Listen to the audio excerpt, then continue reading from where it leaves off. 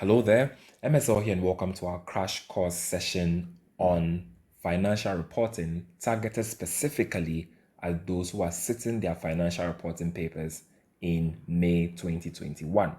This session will cover the preparation of published accounts, that is, questions where you are given a trial balance together with notes or what some people will call additional information for the preparation of some financial statements.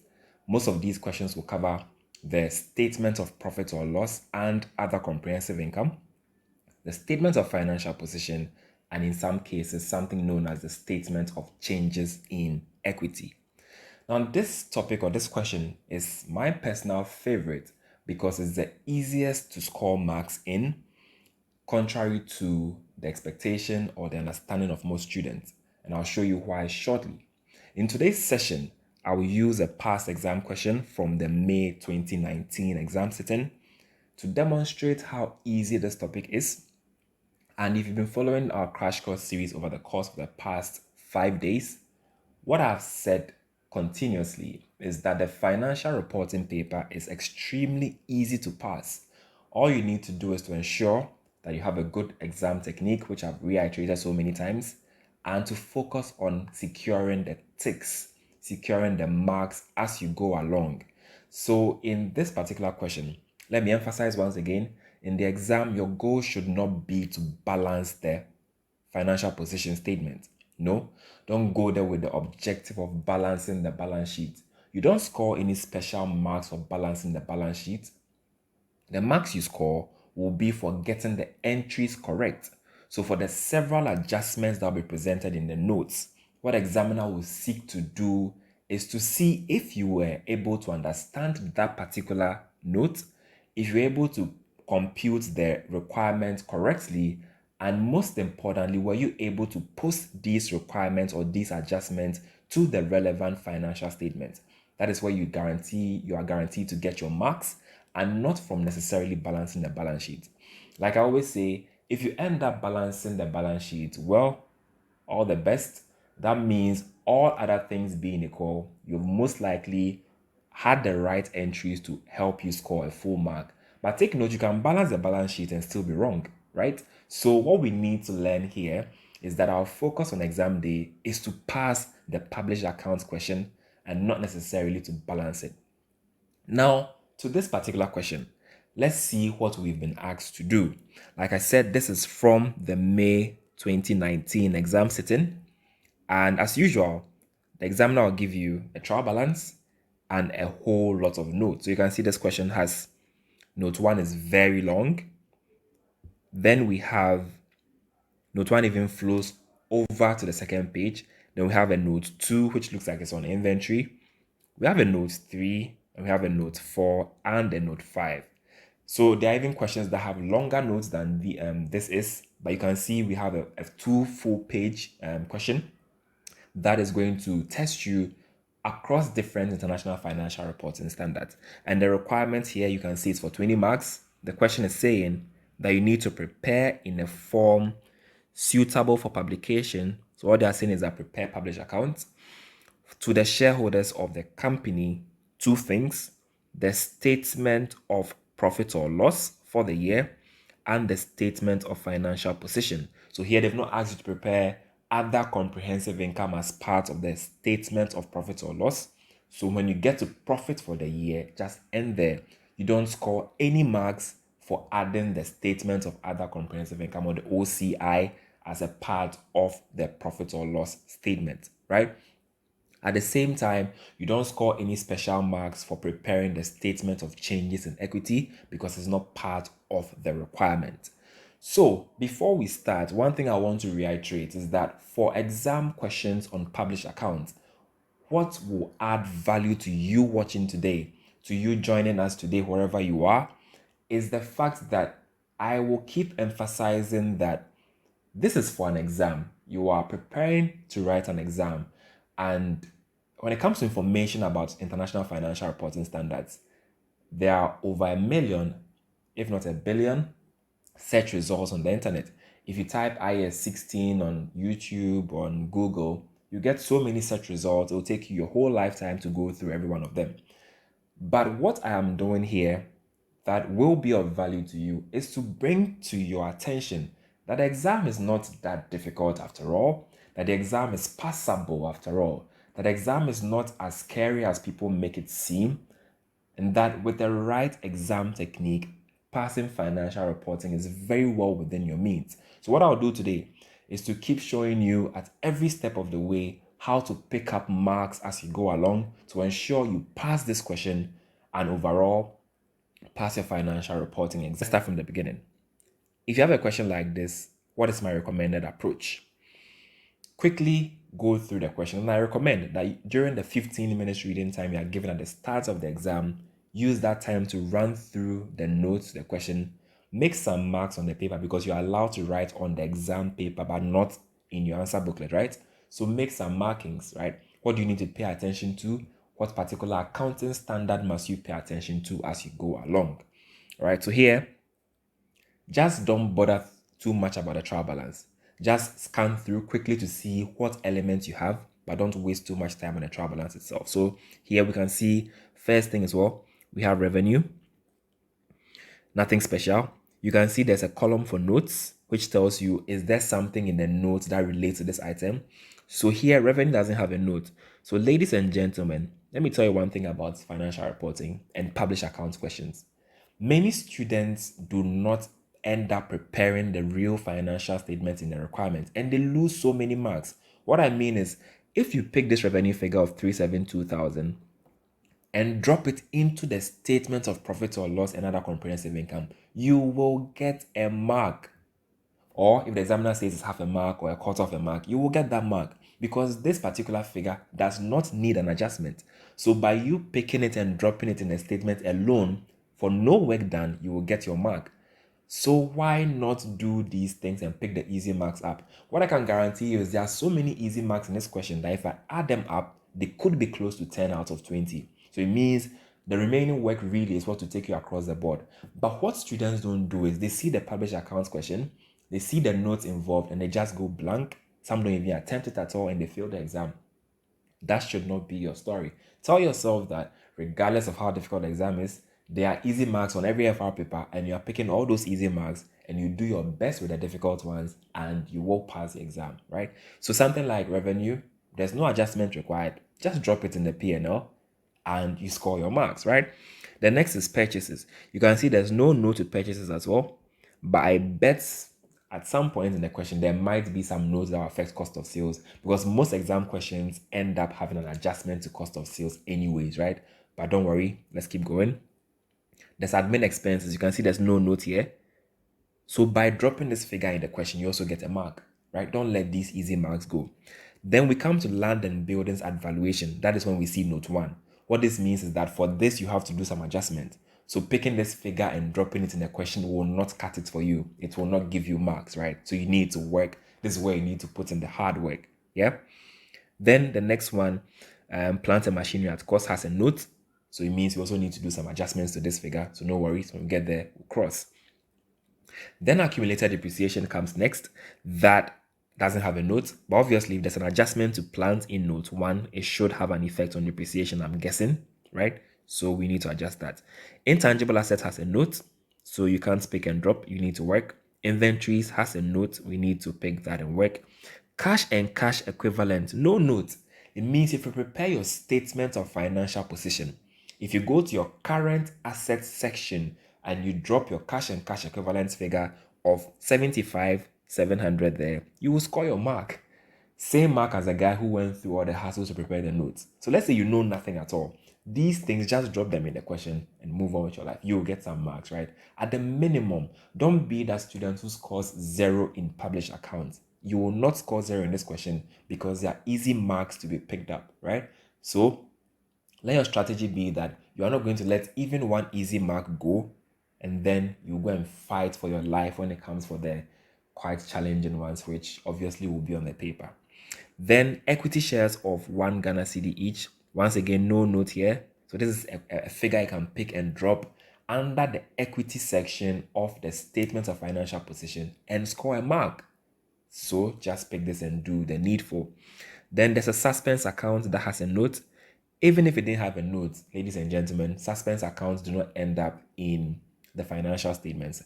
A suspense account is just a sign of someone who didn't know what to do and just put a figure in account somewhere. So your job is to clear the suspense account. So this will not feature. Then there's retained earnings, which would definitely need an adjustment because retained earnings, this is the opening figure. So you need to what? At the minimum, add the profit for the year, or if it's a loss, you less the loss for the year, and any adjustments that will be required to go to retained earnings. So, ladies and gentlemen, this is it for the trial balance. Take note, the point I've made here is that there are easy marks to be picked. In some questions with longer trial balances, you even have a lot more easy marks to be picked, right? So just focus on that. So let's come to the question. The following trial balance was extracted from the books of Frafraha. Is that it? Yeah. On 31st March 2018. Take note of the year end. In accounting or in financial reporting, to be specific, dates are so important. Once you know your year end, then at the back of your mind, you keep looking at requirements to see, okay, what does this requirement mean? Or where does this requirement place me in relation to or with reference to my year end, right? Because there will be a number of months to be apportioned for things like depreciation. If there are any borrowing costs to be capitalized, you need to look at what the number of months here, right? So that is a take note. Our year end or our reporting date is going to be 31st March 2018, right? So now let's go straight to the notes and see. So the question says the following notes may be relevant. Well, they will be relevant anyways, right? So you can see a very long note here. And before we even start, let me remind you, those who joined us on day 1 and day 2 when we did the IFRS deep dive, I reiterated that the exam has a minimum of 70% focusing solely on international financial reporting standards. As we'll see in the next few minutes, every single note on a published accounts question relates to one IFRS or the other. The whole idea is that this is a financial reporting paper, and the notes in a published accounts question can only relate to an international financial reporting standard, either an IFRS or an IAS, right? So as we go through all the notes, I will let you know, or I'll keep reminding you that it is testing your knowledge of IFRS. Just that here, instead of like the question 2, where they ask you to answer a specific question that is applying your knowledge of IFRS, here you are using your IFRS knowledge to prepare financial statements, but it ends up being an IFRS test anyways. So please take note, it is an IFRS filled footnote that we're going to go through. And remember, you need to know your standards to stand a chance of passing this exam. So let's expand this and look at the notes a lot more. So here, the question is saying Frafraha applies the revaluation model of IAS 16. And for anyone who would listen, when we did our IFRS deep dive, I told you that under IAS 16 property, plant, and equipment, all items of PPE are initially measured at cost, right? And then on a subsequent measurement, you have two approaches. Either you go for the cost model or you go for the revaluation model. The cost model is where you carry the asset at cost, less accumulated depreciation, and less accumulated impairment losses as required under IAS 36 impairment of assets. Under the revaluation model, the asset is revalued to fair value at every year end, and this fair value will be as required under IFRS 13 fair value measurement. And subsequently, after recognizing fair value, you will then deduct any accumulated depreciation and any accumulated impairment losses. So here the question is telling us that under their subsequent measurement approach as required under IAS 16 property, plant, and equipment, the company has chosen the revaluation model. Is that clear?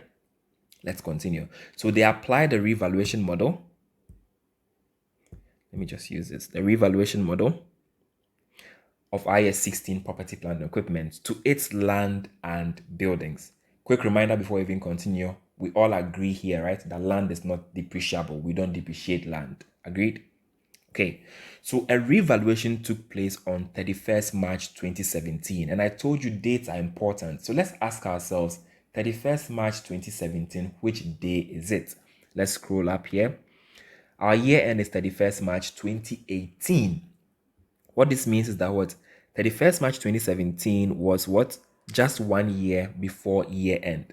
Agreed? So it means the company did a revaluation a year before year end, right? So let's take note that this was what? You can just make a little note that this revaluation was done what? Roughly a year ago, right? Okay, and they are saying this resulted in the fair value of 62 million cedis shown above. So it means this 62 million cedis which we see here is the value after incorporation any revaluation gains from what the revaluation exercise. And obviously, you know that revaluation will have or end up having what? A revaluation surplus sitting in equity or reserves, or what some people will call other comprehensive income. So let's take note that 62 million there is the figure inclusive of revaluation gains or losses that may have arisen from the revaluation exercise, right? So they are saying that out of this 62 million, the figure included 22 million in respect of what? Land. And this is common. Anytime there's land and buildings, the examiner does something, they separate the land from the buildings just to remind you that you don't depreciate land. So just compute your depreciation on the basis of the building component, right? So 22 million is in respect of land, right? The buildings were deemed to have a 40-year useful economic life. Clearly, the only reason they gave us this is for us to compute what? Depreciation, right? So nothing big here, nothing difficult. Useful economic life remaining at that date. No depreciation has yet been charged for the accounting period ended 31st March 2018. So they are saying that no depreciation has yet been computed. So your job is to compute depreciation when you start the question. All right. All depreciation should be charged to cost of sales. That's why I told you that the purchases figure in the trial balance will most likely not go unamended or unadjusted, right? You need to what? Definitely charge something to cost of sales. It's very common in published accounts questions. Then on 31st March 2018, which date is this? Remember, this is what? The year end, right? Let's confirm right here. 31st March 2018 is our year end. So they are saying that on the year end date, it's always good to remind yourself which point you are currently standing. So this is our year end, right? What happened here? A further revaluation took place, which revealed a fair value of 24 million. So at year end, they did another revaluation, right? Which revealed a fair value of 24 million for land and 41 million for the buildings. This is yet to be recorded in the books in accordance with the accounting policy of the company. So they have not yet recorded this particular exercise or revaluation exercise in the books of the company. Now let's do this thing where we read the note and we begin to make our adjustments. Obviously, you need to make a quick scan of the entire question to know if some notes are interrelated. But one thing we can be guaranteed of is that we know that quick scan, note 1 is on what? Property, plant, and equipment. Yes, note 2 is on what? Inventory. Note 3 looks like it's intangible assets. Note 4 is borrowing costs. And note 5 is on tax. So we can comfortably begin to make our adjustments. And what do I mean by this? To be successful in a published accounts question, there are a number of elements you need, and I call this, let me show you. So the first element you need to be successful in a published accounts question is a good knowledge of your international financial reporting standards. Like, if you don't know your standards, how are you even going to solve this question? So you need a very solid knowledge of IFRS, and IFRS are not difficult.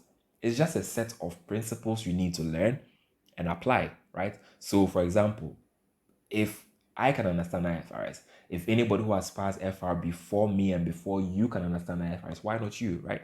So just learn your standards. Know what IAS 16 is, property, plant, and equipment. Know IAS 40 is investment property. Just learn the rules and nothing big there, right? So first thing is what? You need a solid knowledge of IFRS. The next is you need a good understanding of double entry. And obviously, I am not going to insult anybody's intelligence. If you are taking financial reporting, it means you have some decent knowledge of double entry. You know that, well, assets are debits to increase your debits, to decrease your credit, right? Liability accounts are credit items to increase your credits, them to decrease your debits. Like your basic double entry should be in good shape for you to do really well here, because every note I will adjust, I will end up writing a double entry to ensure that if I follow my double entry to the very latter stage, I will balance the question. Because if you balance a balance sheet, it's because your debits equal your credits. That's all, right? Nothing magical there. So, second element is what? A good double entry technique, a good level of understanding of double entry. And the final one, which I will not mince words, is a lot of what? Good exam technique plus plenty common sense. Right? So many things on the paper. Common sense, really. If you are stuck, if you are lost, you don't know what to do, ask yourself, break it down to the very fundamental level. What is this note asking me to do? In the end, the adjustment will lead to a debit somewhere and a credit somewhere. So ask yourself, what is this going to affect? Right? That is why I talk about exam technique or common sense. And if you have this trifecta, you are on your way to passing the exam. And take note, it's 20 marks that this question is worth. Your job is to get at least 11 over 20 and you're safe. If you do this consistently across 5 questions, you will pass, right? So your job is to get at least 11 over 20 and you are in good shape. So let's start by adjusting this note. And before we start the notes, let me show you the approach to published accounts questions, right? What I recommend is that let's do this. I need as much space as possible. Okay. So with all this space on the screen, all this real estate, what do I want us to do? Divide your page. Okay, no, don't divide your page. I will divide my page. But on the exam day, leave a whole page for the statements and leave another page for what your workings. In fact, to be safe, you can leave one full page for the statement of profit or loss and other comprehensive income and another full page for the statement of financial position. So in your exam, something like this, you can leave your page one for what? The statement of profit or loss and other comprehensive income. You can leave your page two. So this is exam technique I'm teaching you. Our job is to pass. We don't care how we pass, but we want to pass, right? So we need to use technique. Leave your page two for the statement of financial position, and then leave your page three and any subsequent pages that you may need, maybe 4, 5, 6, based on the number of notes in the question for your workings, right? So what I recommend is, because your statements are open, anytime you have any figure from the workings here that you can slot in the balance sheet or the P&L, just put it there. Because your job is that by the time the time is up, you have what? Gathered enough marks to pass that question. You get me? So you need to what? Have these pages set up. Don't be the student who wants to finish everything before the balance, right? Okay. But here, because I want to take a methodical approach, allow me to go through systematically, right? I am aiming to what? Go through everything to the end so we balance and understand. But the exam day, when you are really desirous of just getting your pass mark, please use techniques and tactics to ensure that what? You pick up as many marks as possible. So what I'll do here is I'll divide, if it's a crooked line, let's take it like that. I think it's straight enough. Yeah. So on the left side will be my statements. On the right side will be my workings. Agreed? Okay. So what is the question? The name of the company is what? Fraha. I hope I got it right. Limited. They asked me to prepare what? The statement of profit or loss and other comprehensive income. So I write statement of profit or loss and other comprehensive income. Underline it neatly. Then my workings will be on this page. Take note that my statement of financial position, I want everything that is a statement to be on the left side, right? So I need to estimate how much space I think I'll need. That'll be hard to do. Let me see. The P&L can take all of this, right? So let's keep going. hope I'm not leaving too much space. Okay. The P&L should be fine. So I can start here. And then I start my statement of financial position as at, what's the year end? I think it's 31st March 2018, right? 31st March 2018. I need to state same for this guy here. So comprehensive income for the year ended, right? For the year ended 31st March 2018. Okay, so now what I've done is I have my two statements ready and I have my workings also ready, right? Good. So let's start with note 1. Let's read note 1 and let's work for note 1, right? Okay. So note 1 says what? They applied a revaluation model to their land and buildings. Revaluation took place on 31st March 2017, at the start of the year. Okay, we agree. And this resulted in a fair value of 62 million. Okay, noted. Then this figure included 22 million in respect of land. Okay, we don't depreciate land. Agreed. The buildings were deemed to have a 40-year useful economic life remaining at that date. That means we need to what? Compute depreciation, right? So let's compute depreciation on the buildings. So let's come here. We need to compute what? So our working 1 will be on what? Let's call it depreciation, right? So, and one thing we'll do is we'll always cross-reference our workings back to the main statement so that the examiner can tell where we got our figures from. That's the best way to get a lot of marks, right? So depreciation for our buildings. So let's find the building value, right? So the value of buildings, or let's say the carrying amount of buildings, right? So the value of our buildings. Take note, they said what? There was 62 million, right? Out of the 62 million, 22 million was land. So let's do all our workings in thousands. So let's say here, all workings in Ghana cedi thousands, right? Okay, so if we had total of 62 million and they are saying what 22 million was land, so minus 22 million, it means what 40 million was what was for land, for building. Do you agree? Building was 40 million. So now that we have what the value of building is, we need to depreciate the building. The question told us that what, if you watch here, they said what? The buildings were deemed to have what? A 40-year useful economic life. So we know that to compute depreciation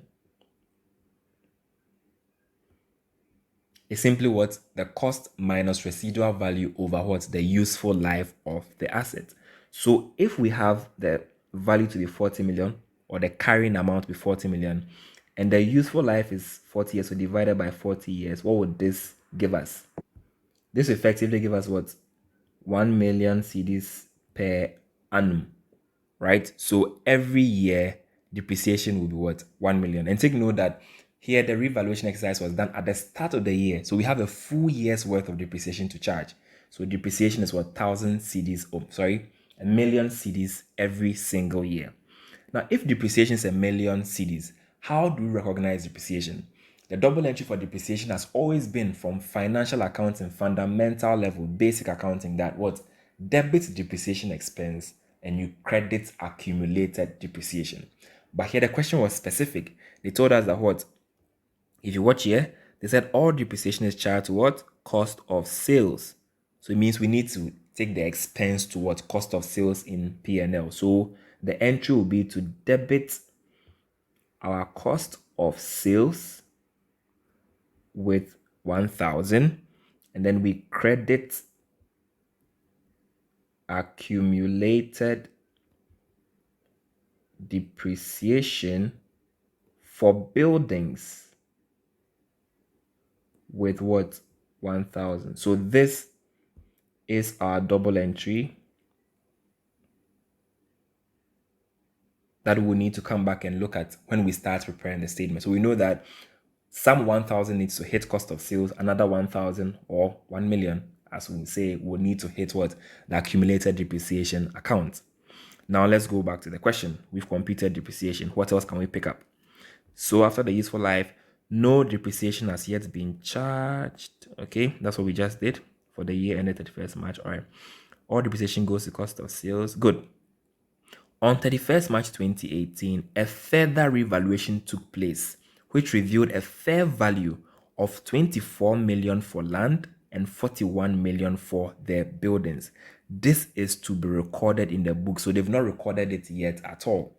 So they are saying that another revaluation exercise was conducted, right? And land now has a fair value of 24 million. Remember, they told us that what out of the 62 million, watch here, right? 22 was for land. What it means is that land has increased from what? 22 million to what? 24 million. So we need to increase land by what? 2 million. So how do you record this double entry? It is simple. Let me show you how. So we'll say to record revaluation gain for land, increase of what? 2 million, which is arising from what? It is now 24 million minus the initial what? 22 million. So the gain is what? 2 million. How do you record what? A revaluation increase? If you remember, under IAS 16, all revaluation increases should be taken to what? Revaluation surplus in equity. Unless there is a previous revaluation decrease recognized prior years in what? Profit or loss, in which case the decrease will go and reduce the loss to the effect of what? Any value in P&L. So here, because there's no information to that effect, we take the whole gain to what? Revaluation surplus in equity. So we would debit land, but here, because they gave us land and buildings, we debit everything together, right? So we debit land and buildings with this 2 million figure, and then we credit what? Revaluation surplus with this 2 million figure, right? So this is our second double entry we need to take note of, right? Let's keep going. And they are saying 41 million for the building. So the building has increased to 41 million. So for buildings, because buildings are depreciable assets here, what we need to do is we need to ask ourselves, what's the carrying value of the buildings at year end? Because don't forget that the the revaluation exercise was conducted at year end, at which date depreciation must have occurred. So let's find the carrying value of the building at year end, and then we depreciate from that point onwards. So here, we know that what the value of the building was initially 40 million, depreciated by what? 1 million. So clearly it's now worth what? 40 minus 1, which is what? 39. Very simple. So let's come here. So we'll say we did this for the land. So let's do for the buildings. So for the buildings, what would this mean for us? We will have carrying value, which will equal what? Our carrying value will be 40 minus, okay, so we have 40 minus 1, which will give us what? 39. So this is carrying value at year end. Then this was what? Revalued to what? 41 million. So if this is the case, then the revaluation gain will be what? 41 minus what? 39, which would be a gain of what? 2 million. So here you can see we have a revaluation gain of 2 million to take to what? Increase the land. But take note, in cases where, let's say you have an asset that has been revalued after it has been depreciated. There is an adjustment you need to make to knock off the effect of the prior depreciation, right? So what we need to do is to reverse the depreciation that has been charged here. This 1 million right here, we need to what? Make an entry to reverse it. So since we credited accumulated depreciation, we will make a debit entry to accumulated depreciation to reverse it, right? So out of the 2 million gain, the simple part is to take what? We will credit revaluation surplus with 2 million. And then instead of debiting buildings with the whole 2 million, no, we will debit accumulated depreciation for buildings with what? 1 million to offset this 1 million here, right? And then we take the remaining 1 million now to what? The buildings, the cost of buildings. So we debit our buildings or land and buildings what with what that 1 million. So in the end, our buildings would increase by what? 3 million, but the surplus, revaluation surplus, will increase by 4 million. And the only reason why the buildings are going up by 3 instead of 4 is because of what? The knockoff effect of the depreciation, right? So this would be it for the note on buildings as well. So let's take note of this double entry. Okay, so to have an eagle's eye view. All right, we're on course. Let's keep going.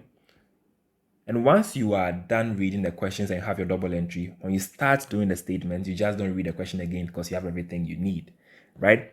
So at least we can say that for the first paragraph, we are done. So the next note we have is on plant and equipment. So let's come back here. We are told that plant and equipment is being depreciated at what? 25% per annum straight line from the date of purchase to the date of sale. On 1st October 2017, a piece of plant was purchased at a cost of 12 million.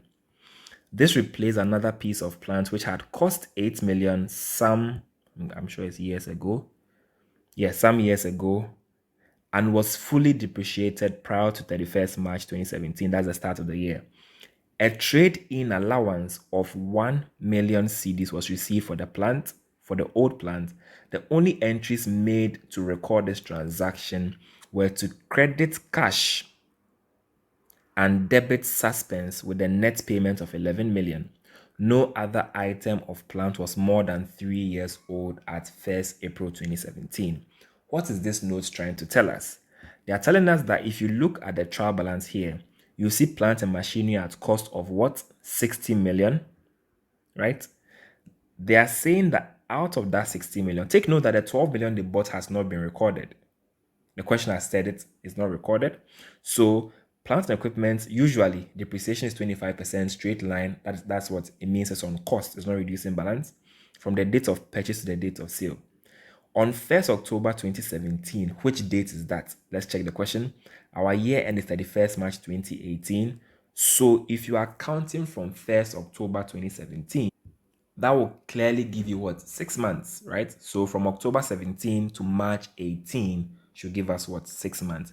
So it means this new asset of 12 million, we need to record it and we need to what? Compute depreciation on that particular plant, right? But before we record it, we know that the cost is 12 million, yes, right? So the easy part is to say what? We will debit cost with what? 12 million. So let's even do the easy entry first. Okay. So our next is on what? Is on plants. I think the notes are getting longer than I thought. Okay, it's on plant. Now, when it comes to plant, what must we know? They are saying that what? We got a plant worth 12 million. So we know that what? To record plant acquisition. And let this be your technique. Use double entry, right? To record plant acquisition, I will debit what? My plant account with what? 12 million. What is an issue now is what the credit, right? But we'll fix it. Let's go. Okay, 25% depreciation from the date of purchase to the date of sale. They bought 12 million. This replaced another piece of plant which had cost 8 million some years ago and was fully depreciated prior to the start of this year. So even before this current year we are in started, that old plant was fully depreciated. A trade-in allowance of 1 million was received for the old plant. So it means that this 12 million we brought, or this plant of 12 million we bought, was to replace a plant that was fully depreciated. Fully depreciated means that its carrying value was zero. Its net book value was zero. It had no value in the books. But we were able to secure what? Watch this. We're able to secure a trade-in allowance of 1 million cedis. What this means is that what? Someone gave us money, or we were able to dispose it off for scrap for what? 1 million. This 1 million is cash. So technically you received what? Money for this. Now, if you got money for this thing worth 1 million, do you agree with me that you have made what? A profit on disposal? Take note that the question has said that what? There has been an entry to record the cash, which is a net payment, right? So it means what they received. Remember, the value is what? Let me even explain it to you well. The value of the asset is 12 million. They got a trading allowance of 1 million. So the net will be what? 11 million, right? So they are saying this 11 million cash has been credited, meaning that they paid the person who they sold the assets to what? A figure of 11 million being the value of the plant less the 1 million trading allowance they got. Do you get it? So it means the credit to cash has already been done. So your debit to plant will be 12 million. However, take note that if an asset is worth zero and you receive 1 million for it, you've made a gain on disposal. Do you agree? Let me show you what I mean. So there's a gain on disposal here. So the gain is proceeds of 1 million minus carrying value of 0. You have something that doesn't have a value and someone gives you 1 million for it. You've made a gain of what? 1. So gain on disposal is income, right? So we need to what? Let's credit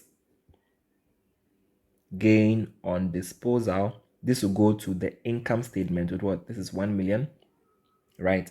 Then we need to credit something else worth 11 to balance off this 12. And can you see what 11 is? They are saying that what? They debited suspense with what? That 11 million they could not find. So we found it. Since suspense has been debited, to delete or to clear it, what do? We'll credit suspense, right? So we need to credit suspense account with what? The 11 million. This will clear the suspense account balance, record the profit we made or the gain on disposal, and will record the plant at its correct value of 12 million. Now that we have recorded the value of the plant at what? Now that we've recorded the value of the plant at 12 million, we can now conveniently say what? We are going to actually depreciate it because we've recognized the asset in our books now. So we can conveniently say we're going to what? Depreciate it. And the question told us clearly that depreciation is on what? If you remember, let's go back to the question. Depreciation here will be what? 25% straight line basis. So easy. This 12 million will be depreciated what? At the rate of 25%. But don't forget that we bought it on 1st October 2017. That was what? 6 months before year end. So we need to do a 6-month depreciation. Take note of this, right? So let's come here. We'll do a lot of moving around, so don't worry. On the exam day, you'll still be flipping your sheet around anyways, right? So don't worry. Let's compute depreciation for what? The plant. So they said it's going to be what? 25%. So it's going to be my 12 million times what? The rate of 25% they gave me. 25% times 6 over 12, right? This is what my depreciation will be. So my calculator, give me a second. 12,000 times 0.25 times 0.5. This gives me a depreciation of what? 1.5 million for the plant, right? So it means for this current year, Depreciation for plant is what? 1.5 million. So what will I do? I will, as usual, they said all depreciation goes to cost of sales. So quickly, I will debit my cost of sales with the expense, depreciation expense of what? 1.5 million. And I will credit what? Accumulated depreciation for plant with what? That 1.5 million. Right? So this becomes the working. And we are not done, right? This has recorded the new plant of 12 million they bought. How about the remaining plants they had? Because if you check the question, let me show you. Clearly, the plant they had was what? Something around the region of 60 million. So it means they had other plants, right? So let's go on. So replace 8 million. All right, let's continue here. Good. The only entries made to record this were to credit cash. All right. So if the 12 million the 12 million value of plants recorded was a new asset, and they are saying that 8 million was a fully depreciated asset, watch here. They are saying that there was what? 8 million of an asset that was fully depreciated. It means that out of the 60 we have at the top here, 8 million was fully depreciated. That means 52 million worth of plant was what? Active asset, and it was there for the full year. Agreed? So we need to what? Compute a full year's depreciation on that value, on the portion of what? The 52 million that was still active. Take note that 8 million has been fully depreciated, so we will not compute depreciation on that. So we'll say depreciation on remaining plants will be what? The 60 million we had minus the 8 million fully depreciated will give us what? 52 million. So the depreciation, they said is what? Is going to be 25% straight line. So it will be what? 52 million times 25%. And here, take note that the plant was in existence for the whole year. So we don't need to do 6/12 like the one we bought, right? So let's just find 25% of 52 million. And that gives us what? 13 million. So this is depreciation on plant. So once again, we will debit cost of sales with 13 million, right? And then we credit accumulated depreciation for plant. Accumulated depreciation for plant with also what? That 13 million. So let's be tracking all the things that are going to cost of sales, because I think it looks like a long list so far, right? But we are on top of our game. We know what to do. Okay, so that will solve our headache when it comes to what? The entire note 1. It was mainly an issue of what? Depreciation that they were asking you to do. Nothing serious here. And I'm yet to see a published accounts question that doesn't have something on assets or non-current assets. If you don't have something testing on IAS 16 property, plant, and equipment, the examiner will make sure they test you on government grants, IAS 20. If it's not government grants, then something on IAS 23, borrowing cost must feature. If you don't get borrowing costs, then you get something on IAS 40, investment property. If you don't get investment property, then maybe some elements of IAS 41, agriculture, right? But definitely there'll be something on what? Non-current assets, tangible non-current assets, for sure, guaranteed. So if you know that class or suite of standards, you should be on your way to getting one note correct. Yeah? Okay, let's move to note 2. Note 2 looks like it's on inventory, that is IAS 2, a very easy standard, right? So they are saying the inventories figure in the trial balance is the opening inventories balance measured on the first in, first out basis. That is a FIFO basis, or some people call it FIFO, right? Call it what you want, but it's FIFO, yeah? All right. So due to a change in Frafra's business, the company decided to change its accounting policy. So ladies and gentlemen, a new standard has joined IAS 2 here. There's a standard called IAS 8, accounting policies, changes in accounting estimates, and errors. And that standard, if you remember from our crash course session on day 1, I think it was day 1 or day 2, I mentioned that IAS 8 at the very fundamental level says that a change in accounting policy must be accounted for retrospectively. That means you need to do restatement of what retained earnings and the earliest comparable balance sheet where available. And changes in estimates are accounted for what? On a prospective basis, that is going forward, and then errors are accounted for retrospectively. Here, the question has told you clearly that this is a change in accounting policy. So we need to what? Find the effect of the change and account for it on a retrospective basis. So here, they are saying that due to a change in their business, they decided to change their accounting policy. Question has given you a clue that is a change in policy, right? With respect to inventories to a weighted average basis. So they've changed from first in, first out to AFCO, or weighted average basis.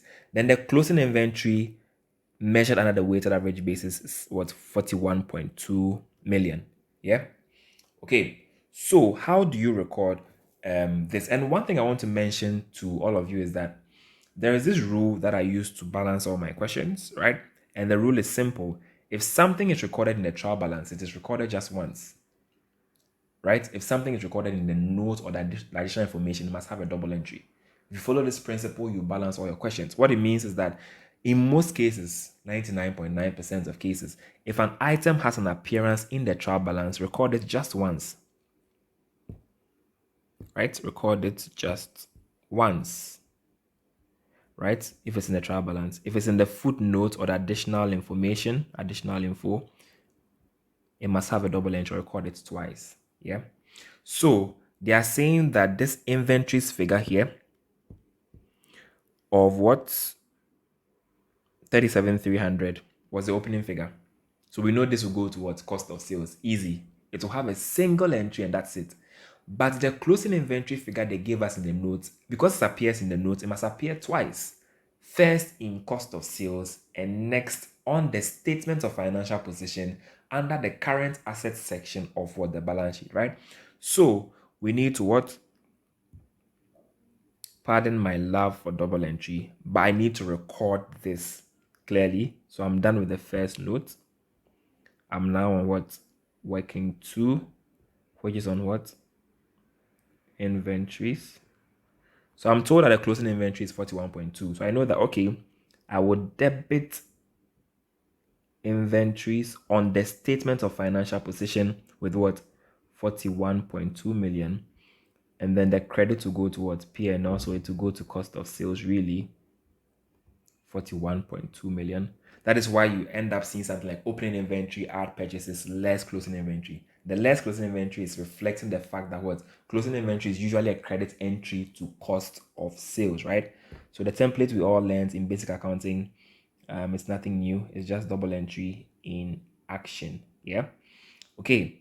So we know this is the easy part, recording the closing inventory. But let's look at the effect of the change in accounting policy. How would this affect the company's accounts? Watch this carefully. They are saying that what is the company's year end? Once again, ladies and gentlemen, we have what? It is 31st. Why do I keep using this pen? Give me a second. 31st March 2018. That is our current year end. So what we need to do is to ask ourselves, what is the effect of this change in accounting policy? How has it affected the company? If you look at the question, they gave us what? The effect as at 2 dates, the effect as at 31st March 2016, and the effect as at 31st March 2017. What do I mean? They said at March 2016, first in, first out gave us a valuation of 33.2, weighted average gave us a valuation of 30 million. At the same time, at March 17, first in, first out gave us a valuation of 37.3 million, weighted average gave us a valuation of 34.1 million. So the adjustment we need to make, take note, I told you that this is a change in accounting what? Policy. And according to IAS 8 accounting policies, change in accounting estimates and errors, this change must be accounted for retrospectively, and we'll do something that is what? An adjustment to retain earnings. But we need to find the quantum, the value, the amount of the adjustment to make. And it is easy. 2017 is the earliest or the year that we have information for. Take note, the retained earnings figure they gave you in the trial balance is as at the start of the year. So that is the retained earnings we can adjust, right? So as at that particular date, what was the impact on what? Inventory. So let's record this. It is simple. If you watch here, So let's say the next thing we'll do is what? The effect of what? Change in accounting policy, right? So we say as at 31st March 2017, what happened? If you use first in, first out, inventory will give you what? 37.3 million. If you use weighted average cost or WAFCO, whatever, you get 34.1. So you can see that the difference between the two will be what? Let me use my calculator, give me a second. 37,300 minus 34,100. Okay, that's 3.2. What this means is that, ladies and gentlemen, watch carefully. It means that by adopting weighted average cost, my inventory will fall from 37.3 to 34. So this 3.2 is effectively a decrease in what? Valuation for inventory. Take note, it's effectively what? A decrease in valuation for inventory. But because the standard says this change must be accounted for retrospectively, what we'll need to do is what? This decrease is going to reduce our retained earnings. And don't forget that retained earnings is an equity balance, so you should have what? A credit balance. And with a credit balance, what would this mean for you? It means that to reduce it, you must what? Debit. So we'll debit our retained earnings with what? 3.2 million to reduce it. And guess where the credit will go? It will go to cost of sales. 3.2 million. Okay. Take note that you cannot go and touch closing inventory. I'm sure some of you might be thinking, why not closing inventory adjustment? No. They said closing inventory as at March 2018, watch this carefully, measured under weighted average basis is 41.2. So we've done the valuation for closing inventory using the new valuation method, and that gave us 41.2. That is correct. So for you to adjust what the old change will give you, then the change must hit your cost of sales, where we have the movement or the flow of what? Inventory happening. Do you get it? So that's what will happen in this particular case. And really, really, really, really, that is note 2 in a nutshell. We are done with note 2, right? It was essentially an adjustment to cost of sales and retained earnings. That is all, right? Let's go to note 3, right? Like I said, these questions, break them down note by note and just see each note to be what? A different standard on its own, treat it separately, and then bring everything together in the final statement, and you will pick up as many marks as you can. It's not anything that should challenge you on exam day. Yeah? Okay, so back to note 3. Note 3 is saying, let me zoom out. Intangible assets consist of capitalized development costs. So I know that here they're talking about what? IS 38 on intangible assets.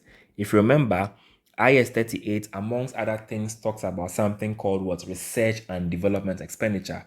Quick revision, IS 38 says that all research expenditure should be what? Expensed, and development cost or development expenditure should be capitalized subject to meeting certain criteria, right? So if all those criteria are met, examples of those criteria should be what?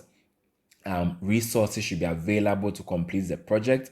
The project should be technically feasible. The expenditure should be reliably what? Measurable. There should be an available active market. There should be an intention to complete the asset for its intended use or sale, among several others. If you meet those criteria, then development costs that have been incurred can be capitalized as an asset on the statement of financial position and amortized over their useful life. So in this particular case, they are saying that intangible assets on the balance sheet consist of what? Capitalized development cost amounting to how much? 30 million cedis. So let's check the balance and trial balance and see how much intangible assets we have. So if you check here, intangible assets at cost give us what? 30 million. What it means is that the whole 30 million balance here relates to what? Intangible assets arising from what? Research and development expenditure under IS 38, right? So let's keep going. So what we have here is that what they said is 30 million. These relate to products in development as at 1st April 2017. So as at year start, these products were in development. Let's keep going. No revenue has yet been earned from any of these products. They are all expected to be successful once ready for market. So it means what? There is some potential for them to still be capitalized as what? Development expenditure. However, they are saying that with the exception of one project, the amount previously capitalized in respect of this project was 6 million. So it means as part of the 30 million, there is a 6 million that has been capitalized as what? Development expenditure on the statement of financial position.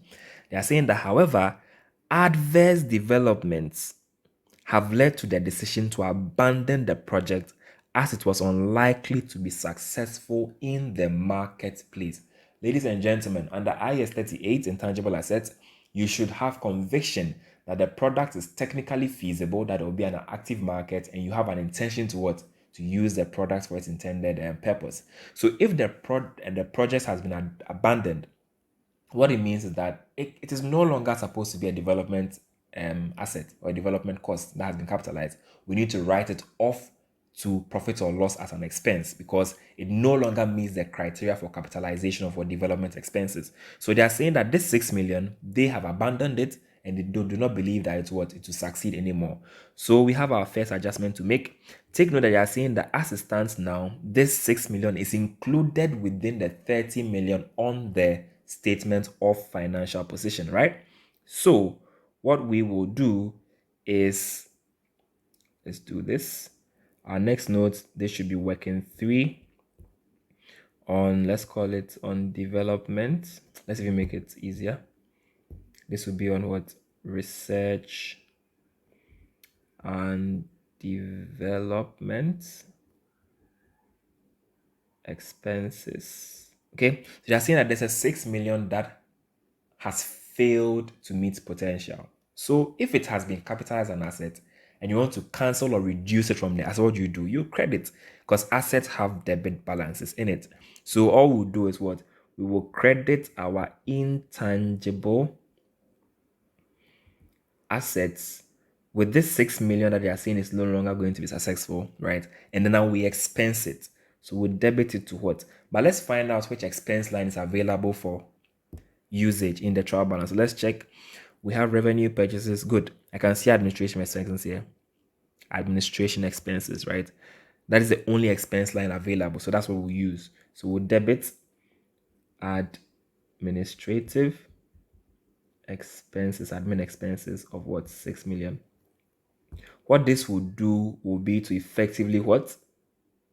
Remove the 6 million from the balance sheet and send it to the profit or loss statement as what? An expense. I've fully expensed it now. Let's go back to the question. What else do they tell us? Okay. Also, they are saying that during the year, further expenditure was incurred on other qualifying projects and was charged to administrative expenses. So apart from these ones, they incurred additional expenditure and these have all been taken to administrative expenses. So our job is now to check, is anything that should have been capitalized as a development asset on the balance sheet, has any of them been wrongly capitalized on the profit or loss? If yes, we need to remove it from profit or loss and bring it to the statement of financial position as what? An asset. So let's go through them. They said the amounts are as follows. The first is prototype development cost of 3 million. Now this, anytime you see prototype development, what it means is that what? Someone has already done the research, someone has developed the initial product, and a prototype is actually what? An initial concept or the first model, the first make, the first type of a product. So prototype means the product is almost at the stage where it's ready for the market, but we are now testing a sample, testing a product to see if it is fully ready. So if they are developing prototype, it is no longer research. It must be capitalized as what? A development expenditure. So we need to remove this prototype development cost of 3 million from expense and bring it on the balance sheet as what? A development expenditure. So we need to remove it. They said it's currently in administrative expenses. We need to take it from there. So next thing is, okay, to record prototype expenditure. So to remove something from an expense, expenses have debit balance. What will I do? I'll credit the expense to reduce it. So I'll credit my administration expenses. Prototype is how much? 3 million.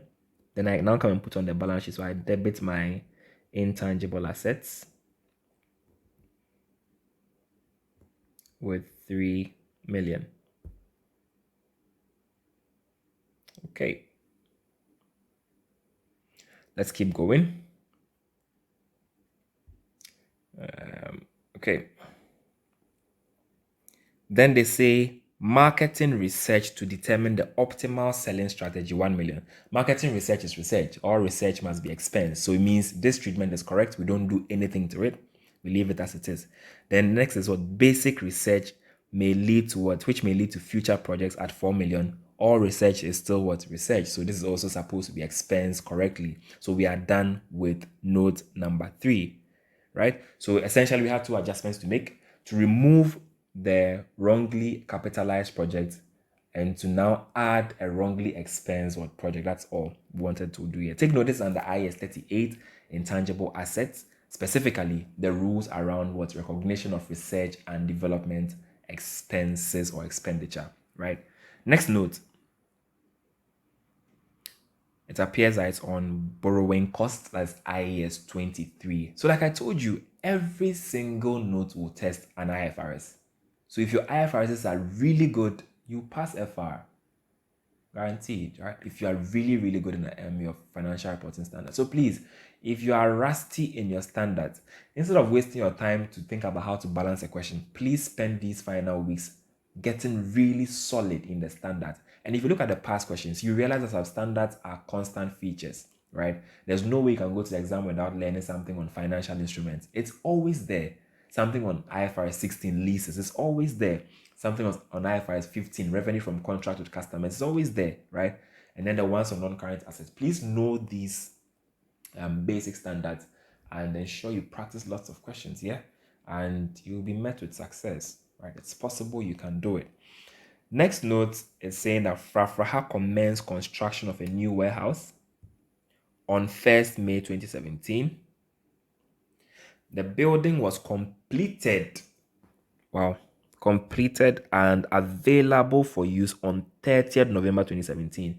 One key principle in IAS 23 borrowing cost is that what? Borrowing cost should be capitalized when what? They should be capitalized when what borrowing costs are being incurred, when expenditures are being incurred, and when what activities necessary to what get the asset or construction activities have really begun, right? Activities relating to the asset have really begun. So here they are saying that they started construction on 1st May and they finished on 30th November. That was when the asset was ready for use. The cost of construction amounted to 9 million cedis, funded out of general borrowings, which consist of 2 bank loans as follows: a 4 million CD loan at 6% interest and a 6 million CD loan at 4.5% interest. All interest costs have been expensed in the year 31st March 2018, but no other entries have been passed in respect of this. So it means they've expensed it for now, but they've not recorded any other thing, right? Ignore any depreciation in relation to the new warehouse. So this for the students who will probably be so ambitious and want to depreciate this asset. The examiner says, rest, relax, don't stress too much. Forget about depreciation. They've given you as a gift. Just focus on the borrowing cost component. So in accordance with IAS 23 borrowing costs, what we need to know is that we need to compute borrowing costs to be capitalized between the months of what? Between the months of 1st May 2017 and what? 30th November 2017, right? If you count your fingers from May to November, will give you what? 7 months. So we need to compute borrowing costs to be capitalized for what? A period of 7 months, right? So these are borrowing costs directly attributable to the project. Now, what do you need to know under this particular standard when it comes to borrowing costs? The standard is clear. It says when you have a specific loan, that is one particular loan, use the interest rate on that loan to compute what? The borrowing cost to be capitalized. They say when you have what? A pool of loans, then you need to use the weighted average borrowing cost to compute the borrowing cost to be capitalized. So here we have two different loan pools. So we need to find the weighted average borrowing cost. So this will be working for,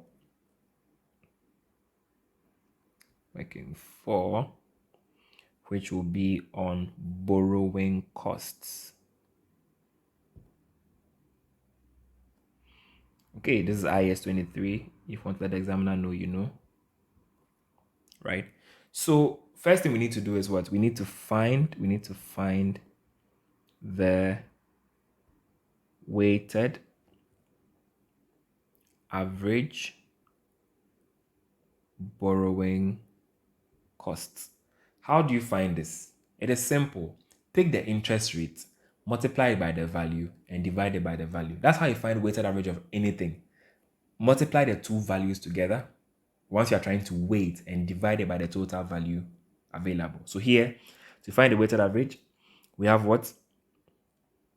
We have a 4 million CD loan at what? 6%. And we have what? A 6 million CD loan at what? 4.5% interest. So simple. Let's multiply 4 by 6. So 4 million, what will be the interest on that? 4 million at 6. Give me a second. 4 million by 0.06 will give me, this is 240. And then next is what? 6 million at what? 4.5% will give me 270. So add these two together. What does it give you? 270 plus 240 will give me 510, right? And then when you add these two, what do you get? The total value is what? 10,000 cedis. So all you need to do is to what? Find out the weighted average. So in simple terms, you pick the total value you got here and divide it by the valuation you have. That's all, right? So when we do it, we will end up getting 510 divided by what? 10,000 times what? 100% to find the interest rate, right? So 510 divided by 10,000 times 100. This will give me what? 5.1%. What this means is that the weighted average borrowing cost or the interest rate I need to use is 5.1% to compute what? The eligible borrowing cost to be capitalized in this particular question. It gave me what? 5.1%. Now that I have the interest rate, all I need to do is what? Apply it to the cost they borrowed or the loan they borrowed. And the question said is clearly here what? 9 million, right? So all I'll do is what? We say borrowing cost to be capitalized will be what? My 9 million borrowed at 5.1% times what? Remember I told you here it's a period of what? 7 months, right? It's a period of 7 months. So times 7 over 12. Please don't go and do it a full year. You've been given enough information. So times what? Times 7 over 12. Let's find this. So give me 7 over 12 times 0.051 times 9,000. This gives me a borrowing cost of 267.75. So this borrowing cost of 267.75, what do we need to do to it? Remember the question has told us clearly that, watch here, they said all interest costs have been expensed, right? But no other entry have been made or no other entries have been passed, right? So if they've been expensed and they shouldn't be expensed, first thing you need to do is what? Remove them from the expense. So if something is expensed, it means what? It was debited. So what do you need to do to remove it? To credit it, right? So we need to credit. Where will we credit? Where was it? I don't think we'll go to admin expenses. It won't go to administrative expenses. So more times, let's even use something, the concept of what? Finance cost, right? So let's credit finance cost if we have any with our 267.75, right? And then we would debit what? Our assets. So let's debit our property, plant and equipment, right? With 267.75. Which asset was it? it's a warehouse. So we'll add it to the buildings, right? Yeah, it's a warehouse. So we'll add this to what? It will go and join the buildings. Okay. Right. So this is on the borrowing cost to be capitalized. This is what we'll add to the cost of the building. That's all, right? Nothing deep here, nothing serious. Yeah. Then the next thing we need to do is easiest note in the whole world, right? They said corporate tax for the year is estimated at what? 0.25 million.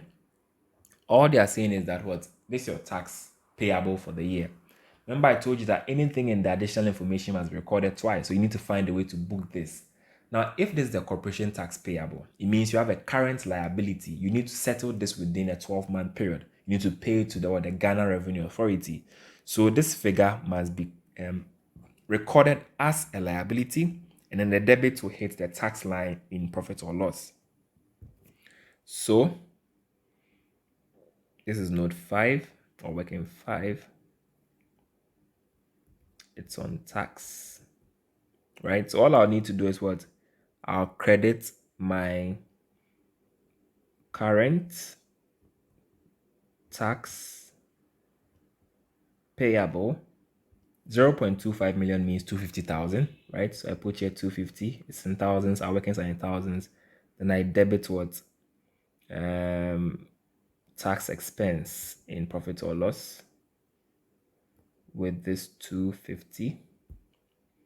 And that is it for my working. So now we can start preparing the statement, which is my favorite part. Let's start preparing the statement. So we have all these workings that we've gone through, right?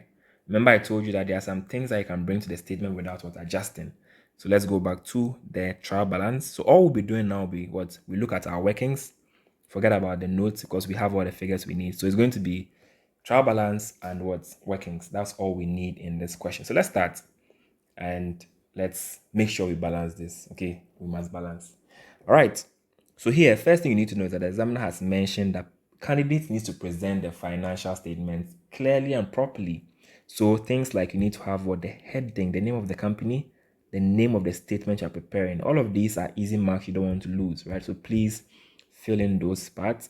What is the currency? It's in Ghana cedi, and they are in thousands according to the question right here, right? So please make sure you also write this. So let's start. The question gave us what? Revenue over here. So let me clean everything so that we start from scratch. Okay. So we have what? Revenue of 372,000. So we come here. Revenue 372,000. And this is the figure I was saying that when you bring it here, you get a mark for nothing, for no work done. Because there was no note on IFRS 15 revenue from contractors, customers. So you had to what? You got something for free. So please just pick this and what? Drop it here. The next will be what? So revenue, we less what? Our cost of sales. We need to work for this, obviously, right? So let's create a working for cost of sales quickly. So this is working 4, working 5 for tax. Okay, working 6. You always kind of have to work for cost of sales. Working 6, cost of sales. And this will not be anything new. All the things that we've said will come to cost of sales. We'll just bring it here. That's all. So let's start. For cost of sales, right? What goes into cost of sales? Do you remember? Is what? Opening inventory. This is from a basic accounting, right? So what's your opening inventory figure?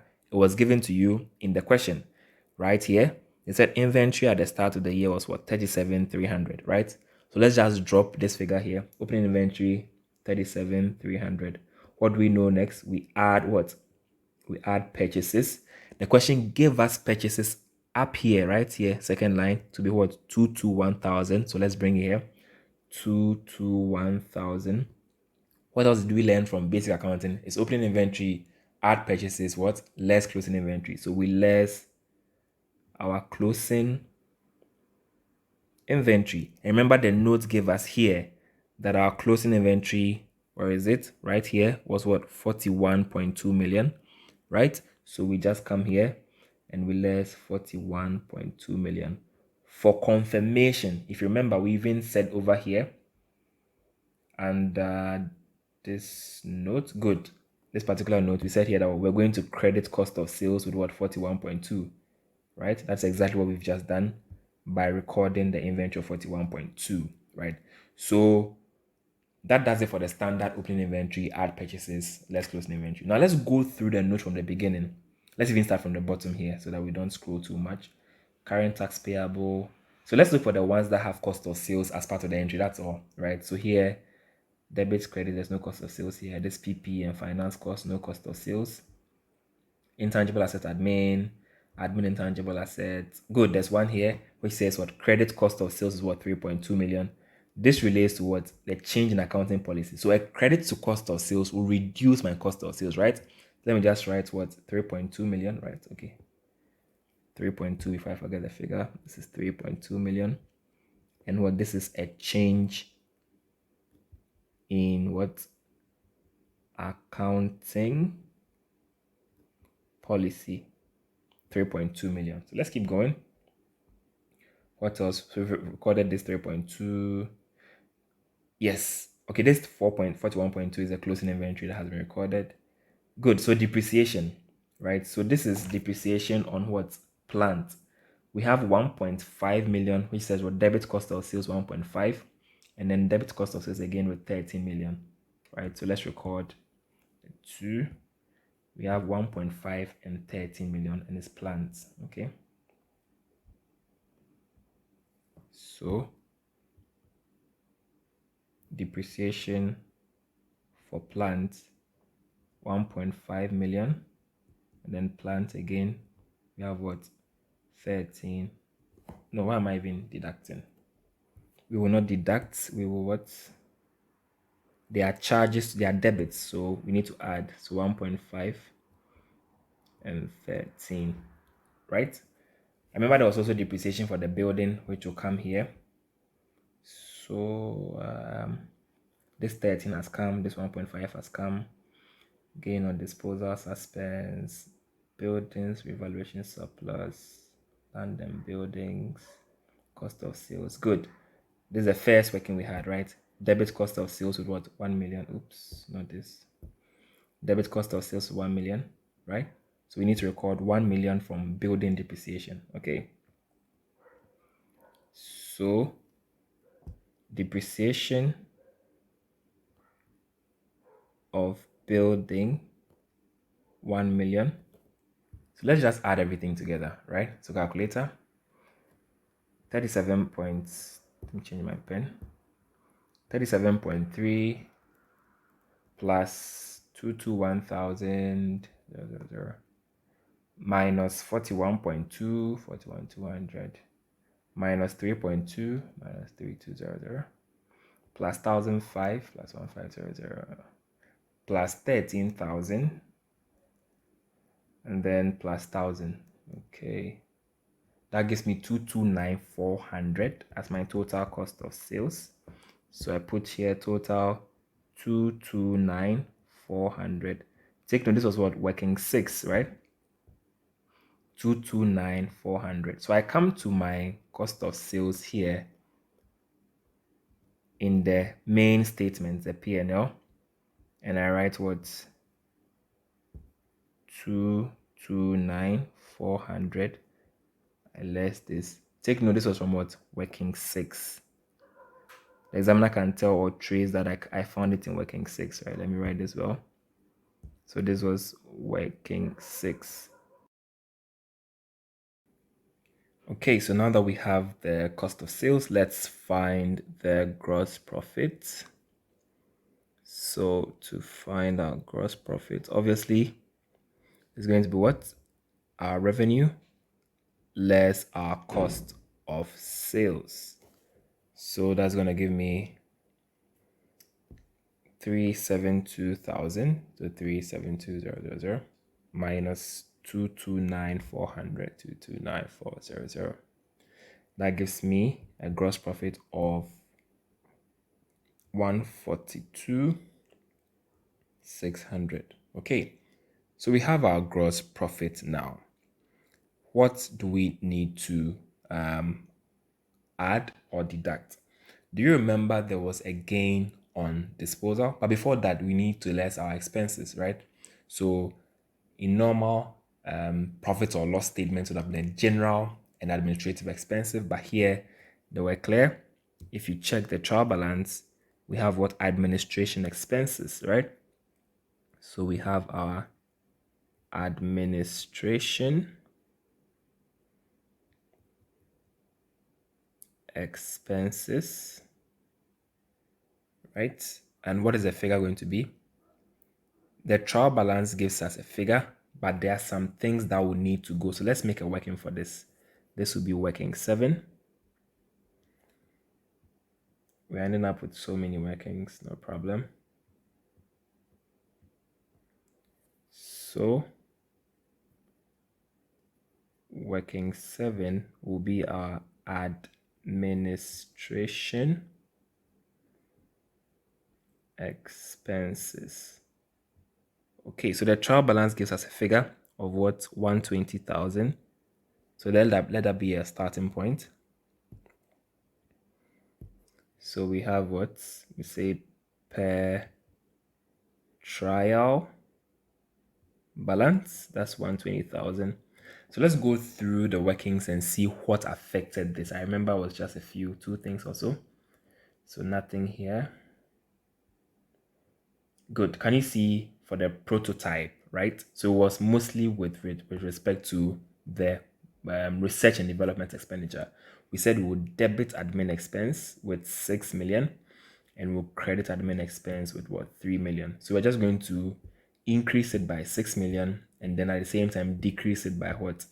3 million, right? So increase by 6, decrease by 3. That's all, we are done. So we will add, let's just say IS 38 adjustment.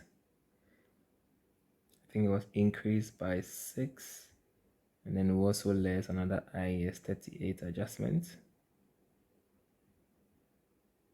It's just a decrease by 3. So in the end, the net increase was 3 million. So it becomes what? 123,000, right? Let's confirm. Increase by 6. Yes, and decrease by 3. That's it. That's it. Okay, so our admin expense should be what? 123,000. So let's come here to the profit or loss statement and put here 123,000. Right, so we have our administration expenses now. Then do you remember our borrowing costs? Right, so this will be what? Our finance costs, right? Now for this, you can see the trial balance doesn't have anything on borrowing costs. So it means our borrowing cost will be the sole finance cost here.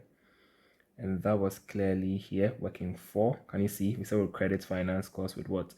267.75.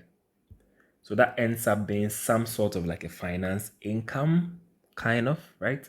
Because it's a credit. So 267.75. So it's a positive figure, it's a credit. So 267.75. Was it working 5? Was it? Let me confirm. No, working 5 was tax. So it's working 4.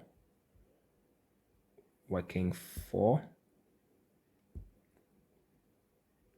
Okay. Then the next thing is, you remember the plant that was what? That had a trade in. You remember there was some 1 million profit. So that should be right here. Perfect. We said what? Credit gain on disposal with 1 million, right? So that will feed into profit or loss as a gain on disposal. So it's like other income, right? So, oops, this will be other income, specifically what? A gain on disposal.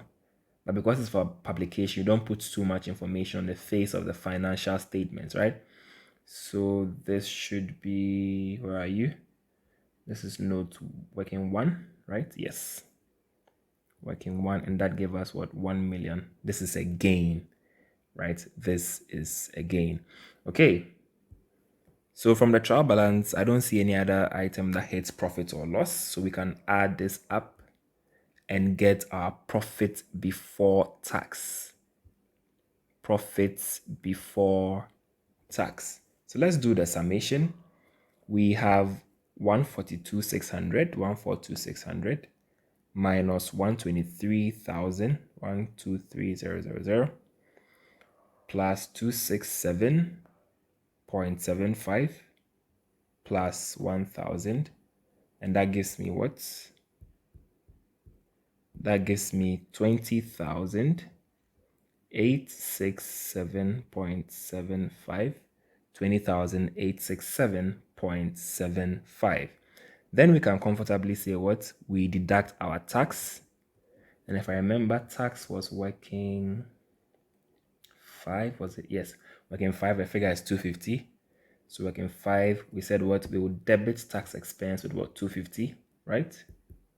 So working 5,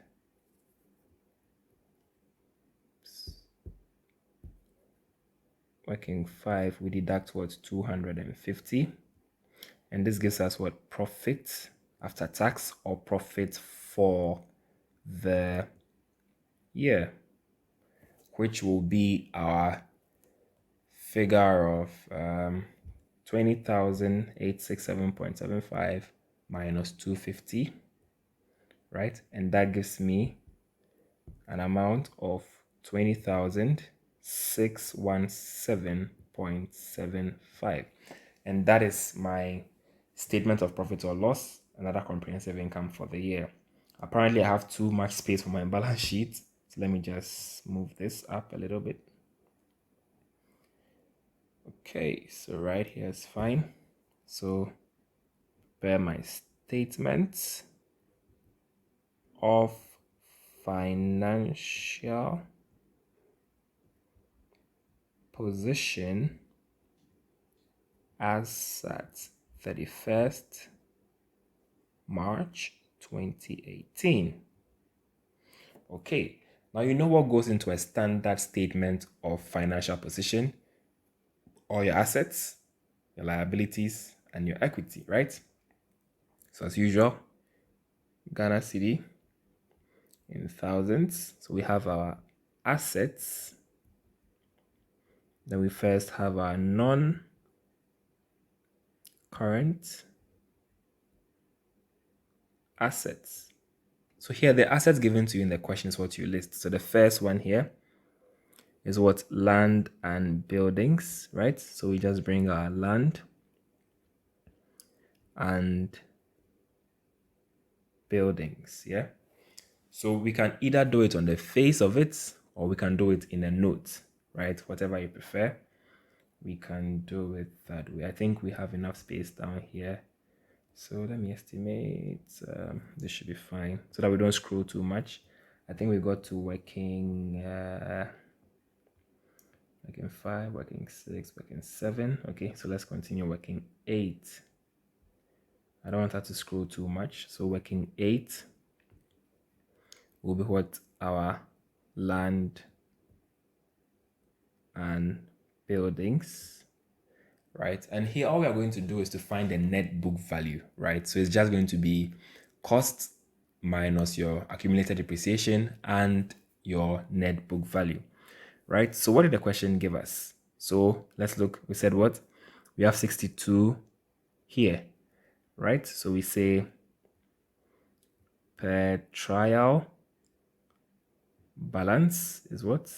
62 million. So all we're going to do is let's pick everything that's a double entry related to land and buildings. That's all. So we started from here. We said we're going to what? Accumulated depreciation of what? 1,000, right? So right here, we said credit accumulated depreciation of 1,000. So let's net everything off. So we will less accumulated depreciation. Oops. Accumulated depreciation of what? 1,000 Okay. Then what did we do again? We came to debit land and buildings here with what? 2 million. So let's just record that. So 2 million comes here. This is more from like what's revaluation, right? Let's keep going. So 1 million has come, 2 million has come. Then watch here. You can see we debited buildings with 1 million and we debited depreciation 1 million, right? So a debit to accumulated depreciation will what? Cancel it off. So here we can have accumulated depreciation. Oops. Accumulated depreciation got a debit. So it's going to be positive 1 million. It will cancel off this one kind of, right? In a subtle way. And then we will have a debit to buildings of 1,000. So this is more like a revaluation effect. 1,000. Okay, and do you remember the final thing that will hit building is the borrowing cost? Do you remember? We capitalize some borrowing cost right here.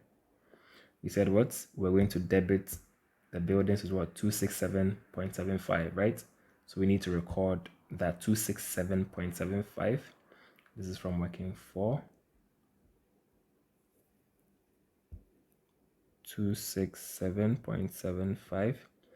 This is borrowing cost from working for. Okay, 267.75, yes. Okay, so now let's add everything up and let's see what goes to the balance sheet as land and buildings. So it's going to be 62,000 minus 1,000 plus 2,000 plus 1,000 plus another 1,000 plus 267.75. And that gives me 65,267. Okay, so let me just, gives me 65,267.75. So my land and buildings is what? 65,267.75. Okay. 65,267.75. And I think this is working. What is it? 8. Okay, I have my land and buildings done. What else do we have in a trial balance? We have what? Plant and trial balance says plant and machinery. So I bring my plant and machinery.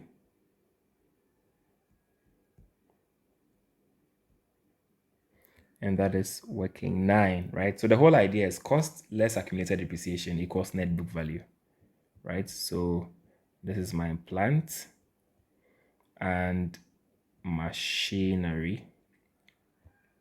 So I start with what? Per trial balance. What is my cost? 60 right here, right? So I start with that figure that they gave me, 60 million. Then we come here. If you watch the plant, we said we'll debit plant with what? 12 million. That's the plant they bought, right? So let's add that.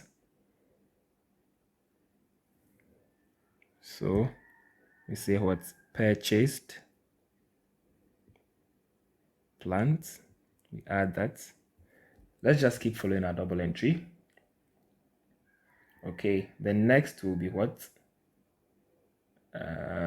Yeah, we credit accumulated depreciation of plant with what? 1,005 or 1.5 million. So we say accumulated depreciation of 1,500. This will be deducted. It's a negative, right? It's reducing it. It's a credit. Then there was another accumulated depreciation of also what? 13 million. So accumulated depreciation of 13 million. And then don't forget that the question itself gave you accumulated depreciation of what? 20 million. So you need to also bring that here. Don't forget that. So we say accumulated depreciation per trial balance of what? 20 million. So all we need to do is to less or sum these up. So it's going to be 60 million or 60,000 plus 12 million minus 1,500 minus 13,000 minus 20,000, and that gives me 37,500. So the value of my plant will be 37,500. So working 9 plant and machinery will be 37,500. Right? So with my plant out of the way, remember there's also another asset called what? Intangible assets. So intangible assets. Now on this, remember there was some movement when it came to what? Research and development, right? So here simply going to be, let's even do working 10. So working 10 will be intangible. If you have space on the face of your account, you can just do a bracket and put it there, right? So feel free. So per trial balance, intangible assets is what? 30 million right here, right? 30 million. And then remember we had to take something out and add something to it, right? So if you come to, where was this? Research and development was good. Working 3, right? Remember we added what? We added 3 million and deducted what? 6 million. So that's what we're going to do now. Add 3, deduct 6. So development costs added 3 million, right? Development costs expensed 6 million, right? The net effect will be what? This and this will be what? Minus 3. So that should give me 27 million, right? So working 10 intangible asset is 27 million. So I put here 27 million. So that does it for my non-current assets, right? Then I can move on to my what? My current assets. Obviously, you know current assets must be presented in order of what? Increasing liquidity in accordance with IAS 1 presentation of financial statements. So my inventory, if you remember, we recorded what? Inventory here. We said we're going to debit inventory of what? 41,200. So that will be our working 2. 41,200. Working 2. 41,200. After inventory, we would have normally had what? Receivables, and we have what? Cash and bank and all of that. But we don't have any receivables in this question, which is weird.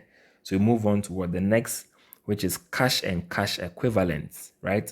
So the question calls say cash and cash equivalents.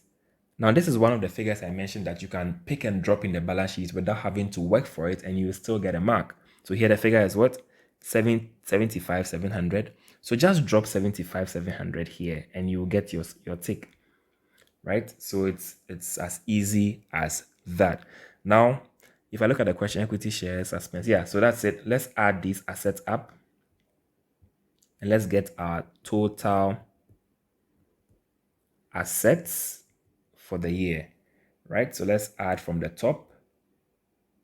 It's going to be 65, okay, 267.75 plus 37,500 plus 27,700 plus 41,200 plus 75,700.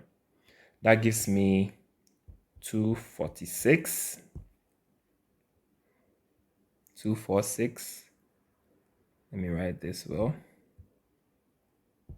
That gives me 246,667.75. So this is my total asset. Then I move on to the next section of the balance sheet, which is what my equity and liabilities section. So first thing I present is what? My equity. Now equity, there's no hard and fast rules here. The question gave us equity categorization. So we have here what? Equity shares of 1 Ghana cedi each of 110. This is another figure that I said you can pick and drop here without having to stress, right? So we just say what? Equity shares, you can put into brackets, of 1 cedi each. What's the figure? 110,000. Free mark, just pick it and drop it here. Then what else goes into equity? Do you remember that we did revaluation?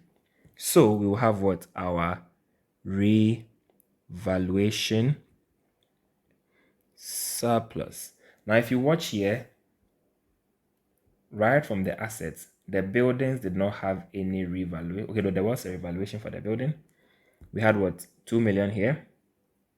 And then there was another 2 million here, right? So this 2 million plus 2 million will give us what? A total of 4 million to come to revaluation surplus. So under working one, we have 4 million, which we said what? Credit of these two figures here. So let me show you. This 2 million here and this other 2 million here is what will become the total 4 million when it comes to our revaluation surplus under equity. Then you cannot do an account without retained earnings, which is the last line on the trial balance. So retained earnings. Retained earnings. We clearly need a working for that, unless you can do it on the face of the financials. So working 9, working 10, so we have working 11. For retained earnings. Okay, so as usual, per trial balance, what did they give us? We have 115,000, which is this figure here. No pressure. What else do we need to do? Then retained earnings as usual. Add any profit for the year. Then you less any dividend paid if they paid, right? So we add profit for the year. So let's just come to our trial balance. I mean, our profit or loss statement. What did we get as profit for the year? Right here, 2617.75. So 2617.75. Then do you remember the change in accounting policy that I said will affect retained earnings, right? So we less the effect of what? Change in accounting policy, the effect. And right here, that's it. We said we're going to debit retained earnings with what? 3.2 million or 3,200. So we just take 3,200 from retained earnings, and then we add our retained earnings across. So it's going to be 115,000 plus 2617.75 minus 3,200, and that gives me retained earnings of 132,417.75. Okay, so you come here, retained earnings gives me 132 417.75. I think this was what's it working? 11, is it? Yes, retained earnings working 11. Okay, so our equity is kind of done. Then we go to our liabilities. Then I remember from this question, let me see, we've got administration expenses. Everything has been recorded. Suspense will not come into the final accounting note. You won't have suspense in the end. So this guy will vanish. Suspense account has already been cleared, right? So what we need to focus on now. You remember the last note on tax, right? We said the tax payable. So I think that was working 5 right here. Good. Current tax payable of what? 250, right? So we need to record 250 as a current liability. So 250. So we have current liability, and this would be what? Our current tax payable working 5 of 250, right? So the moment of truth has finally arrived. Will we balance this question? I hope so. We will. Once I begin to see 0.75 here and I see 0.75 here, I'm very self-confident that, at all costs, this thing will balance, right? So let's see what happens. Okay, so let's start. We have 110,000, 110,000, fingers crossed, plus 4,000,4,123, plus 132,417.75, plus 250. Good. That gives me 246, 667.75, and that balances. That gives us our total equity and liabilities. Okay, so this is our fully completed, fully balanced statement of financial position. What do I want you to take away from here? Right, it's obviously a very lengthy session we've had going through just one question, moving the screen left, right, center. What I want to let you know is that on exam day, this is the reality. The truth hurts, they say.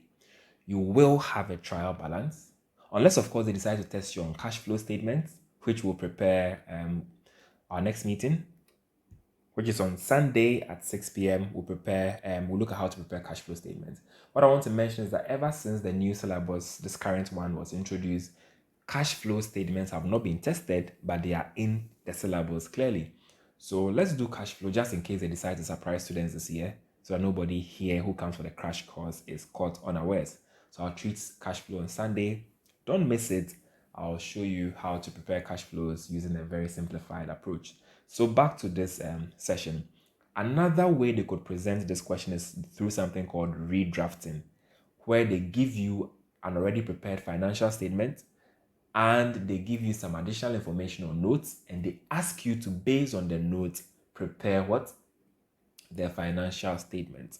What you must know in that scenario is that nothing different from here, except that what? The notes will clearly also be on what? International Financial Reporting Standards. No problem with that. But you probably need to do some adjustment to retain earnings and then use the adjusted profit to prepare what? The balance sheet. But whatever be the case, just see it as an exercise in preparing financials. So you need to clearly be what? Conversant with the adjustment.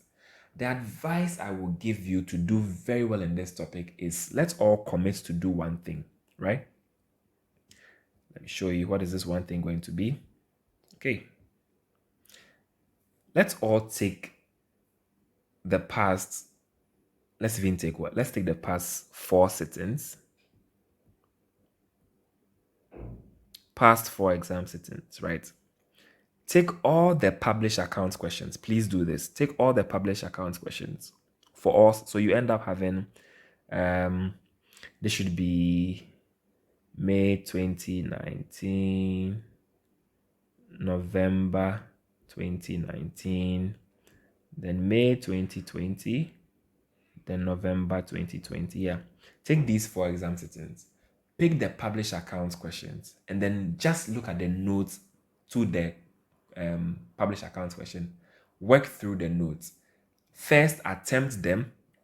Attempt to do the adjustment. Attempt to use the double entry approach I taught you here. So read the question, see what the impact will be, and then try to write out a double entry and then check the answer.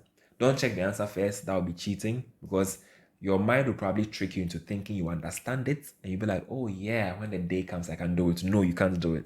So please try for all these 4 years. If you can do more years, perfect, right? But the minimum, take the past 4 sittings.